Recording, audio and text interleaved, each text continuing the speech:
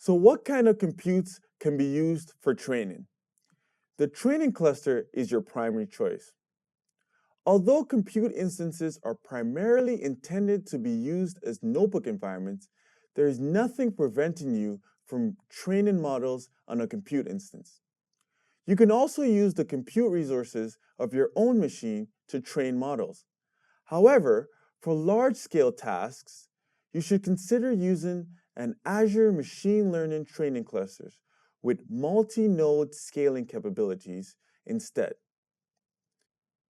It's important to remember there are many options for the compute resource that you can use to train your model. Regardless of your choice, all these services provided by Azure Machine Learning can be fully used. So what exactly is a training cluster? You can use Azure Machine Learning training clusters for training and for batch inferencing.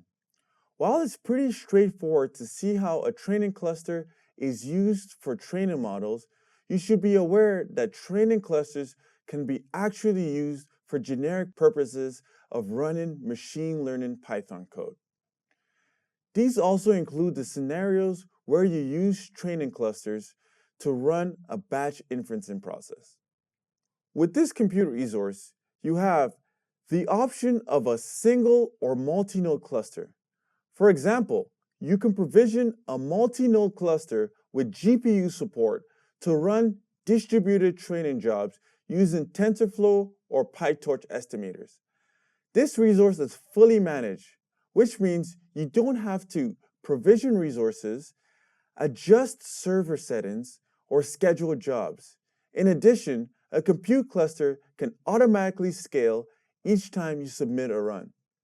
Finally, compute clusters have support for both CPU and GPU resources, allowing you to handle various types of workloads.